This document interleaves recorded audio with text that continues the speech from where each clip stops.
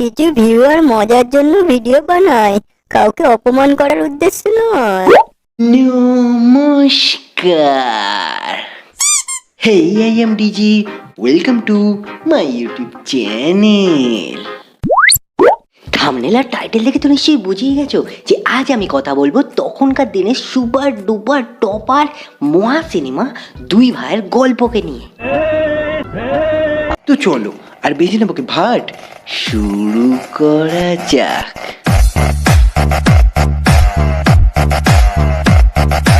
चलिए शुरू करते हैं। ফার্স্টেই আমরা দেখতে পাই দাদা আদালতের কাঠগড়ায় দাঁড়িয়ে আছে। জাজ তাকে বারবার কিছু প্রশ্ন করে গেলেও দাদা তাকে তোয়াক্কা না করে ফাঁক ইউ বলে তার কোনো প্রশ্নের উত্তরই দেয় না। ताई কি মানা যায়? রুকো যারা, সবার করো। আসামি অমর রায়, আদালত আপনার কাছে জানতে চাইছে আপনি খুন করেছেন কিনা। স্কুলে মৌখিক পরীক্ষায় কিছু না পারলে আমি চুপচাপ দাঁড়িয়ে থাকতাম, তাহলে এই দাদার মতো জাজকে তোয়াক্কা না করে মানে স্যার ম্যাডামকে তোয়াক্কা না করে ফাঁকিও বলতাম না। এ বোকাচোদা, খুন কি তুই করেছিস? বলবি কি না? অনেকক্ষণ ভদ্রভাবে জিজ্ঞাসা করে নিয়েছি, আর না, বল তুই করেছিস কি করিসনি? হ্যাঁ কি জানি, মনে পড়ছে না। শুয়োরের বাচ্চা রে। এরপর দাদা কাঠগড়ায় দাঁড়িয়ে দাঁড়িয়ে কোশ্চেনের উত্তরগুলো খুলতে শুরু করে, মানে ভাবতে শুরু করে দেয়, মানে তার সাথে কি হয়েছিল সেইটা মনে করার চেষ্টা করে।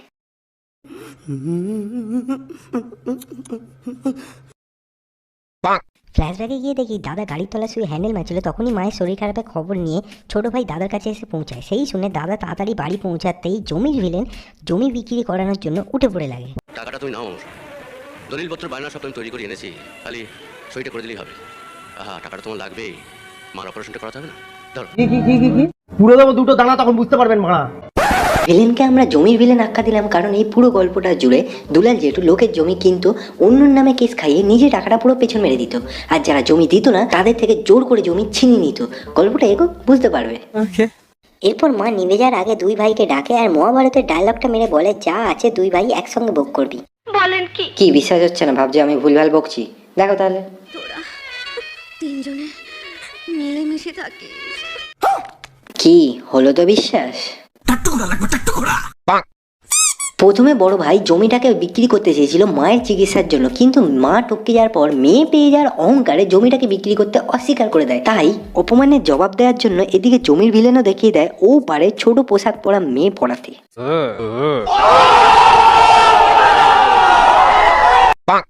এরপর ছোট ভাই ইঞ্জিনিয়ারিং পরীক্ষা পাস করায় দাদা মাকে সেটা জানাচ্ছিল, আশীর্বাদ নিচ্ছিল মায়ের থেকে, কিন্তু ছোট ভাই আলাদাই বৌদিবাজি করছিল। তখন মাকে দাদা ওইদিকে জানাচ্ছিল, সেই ফাঁকে ঝাড়ি মারছিল বৌদিকে। কি বৌদিবার ছেলে রে ভাই।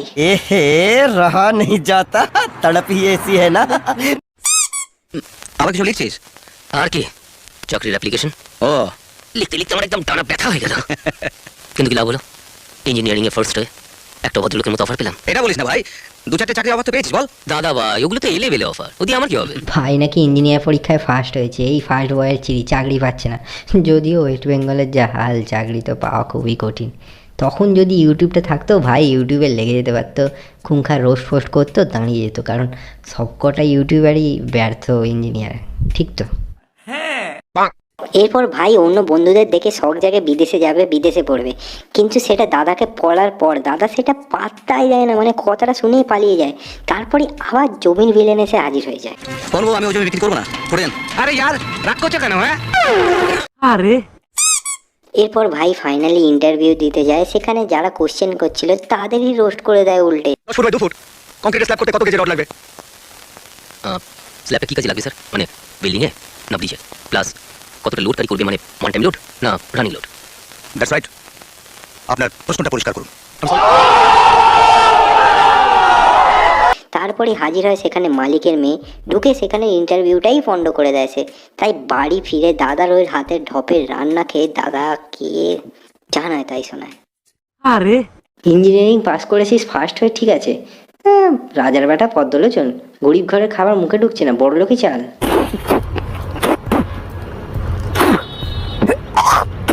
ঝাঁঝালোটায় মোটা মোটা গন্ধ একটা। মায়ের কথা অনুযায়ী বড় ভাই ভাইকে খুশি করতে পারেনি, কারণ মেয়েটাকে সে এখনো বিয়েই করেনি, তাই সে থ্রিসাম করতে পারছে না। সেই দুঃখ দাদাকে বলায় দাদা ছোট ভাইকে এক চড় মারে। কারণ দাদা 1:1 পছন্দ করতো, সেই সাম নয়। হাতের কাজ করার জন্য দাদার হাতে সব রেখা উঠে গেছিল বলে দাদা কান্না করছিল, আফসোস করছিল, কিন্তু ভাই এতটাই শেষ করার জন্য পাগল হয়ে গেছিল যে সে নিজে দাদার শাসাই শেষে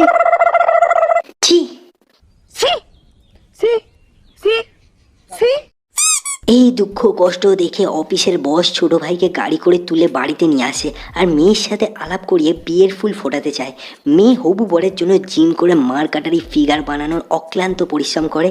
ব্রেকফাস্ট টেবিলে এসে বসেই নোংরা নোংরা গান আর নাচের ভাবনা চিন্তা করতে থাকে। তাই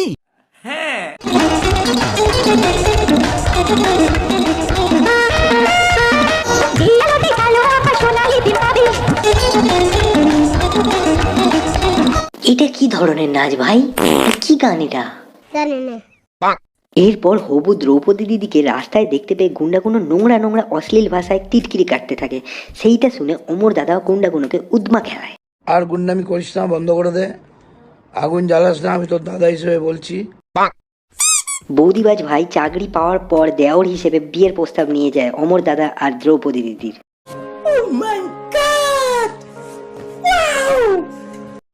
ছোট ভাই দাদার জন্য বউ আর নিজের জন্য বৌদি নিয়ে যায়, আর তারপর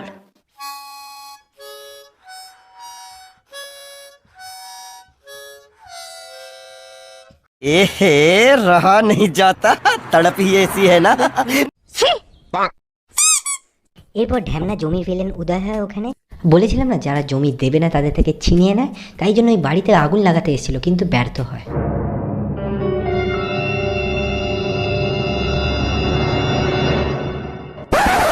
ঠাকুরপোকে বৌদিবাজি করতে দেখে ফেলায় দাদার নুনু জোর নেই বলায় দাদার খুব রাগ হয়, তাই জন্য দাদা সবাইকে কেলিয়ে বৌদিকে জিজ্ঞাসা করে,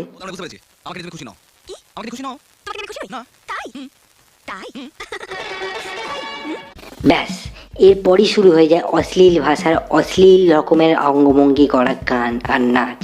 এই তো সময় হলো মনের গল্প বলো, হাতটা ধরে আমায় তুমি নিয়ে চলো, এই তো সময় হলো খুশির দরজা খোলো। কি বলো তুমি?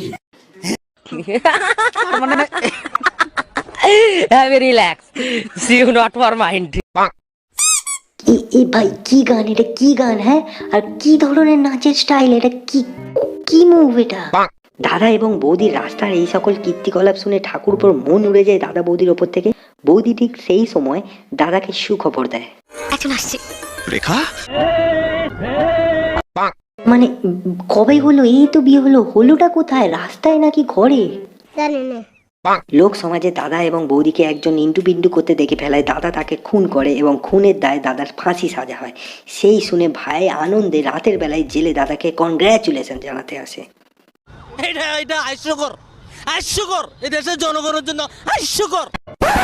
কারণ বৌদি এবার শুধু ভাইয়ের, আর কোনো বাধা নেই। ভাই এবার দুপুর ঠাকুরপো নাম্বার 1 হয়ে দেখাবেই ফাইনালি।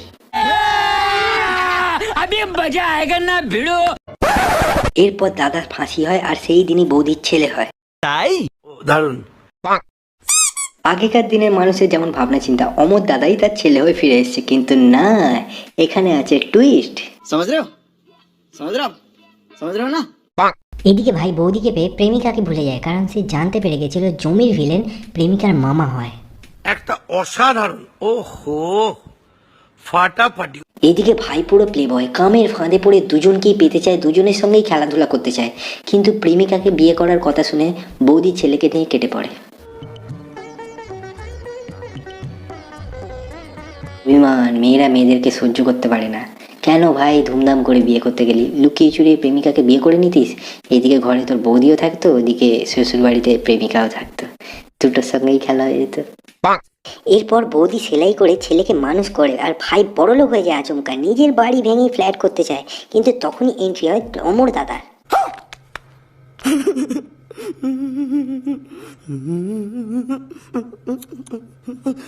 কি হলো ব্যাপারটা? অমর দাদা মরেনি? শালা ফুল ফ্যামিলি ক্যারেক্টারলেস, ক্যারেক্টার খারাপ, নিজের বউকেও লাগবে আবার অন্যর বউকেও লাগবে। তাই रुको जरा, सबर करो।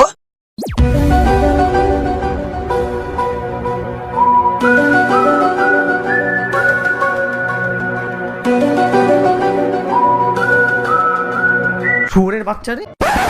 এরপর জমির ভিলেন ছোট ভাইয়ের বাচ্চাকে কিডন্যাপ করে নেয়। অমর দাদা আর ভাই মিলে জমির ভিলেনকে উদ্মা খেলায়। তারপর দুজনে মিলে যে যার সুখে সংসার করতে থাকে, একে অপরের বউয়ের দিকে আর নজর দেয় না। দারুণ, অসাধারণ, একটা অসাধারণ, ওহো ফাটাফাটি। এবার সময় অনেস্ট রিভিউ দেয়। এই সিনেমার গল্পটা থেকে আমরা অনেক কিছু শিখতে পেরেছি। কিভাবে একটা মেয়ের জন্য বন্দুক ইউজ করতে হয়, বৌদিবাজি করে কি করে রাতের ঠাকুরপো হয়ে ওঠা যায়, কি করে পুরুষত্ব বজায় রাখতে হয়, রাজ্যের ভবিষ্যৎবাণী এই সিনেমার মধ্যে অনেক আগে করে দেওয়া হয়েছিল। তখনকার বাংলা সিনেমাতেও হিন্দি সিনেমার মতো এত বড় টুইস্ট থাকতো, সেগুলো আমরা জানতে পারি। ভিডিওটা কেমন লাগলো সেটা কমেন্টে জানিয়ে দেবেন। যদি ভালো লাগে তাহলে অবশ্যই একটা লাইক করে দেবেন। আর যদি মনে হয় এই ভিডিওটা অন্যদেরকেও দেখানো দরকার তাহলে শেয়ার করতে ভুলবেন না। কিন্তু আপনার যদি এরকম ভিডিও দেখতে ভালো লাগে, আরও এরকম ভিডিও দেখতে চান, তাহলে সাবস্ক্রাইব করে বেল আইকনটা প্রেস করে অল করে দেবেন নতুন ভিডিও নোটিফিকেশান পাওয়ার জন্য। চলো টাটা।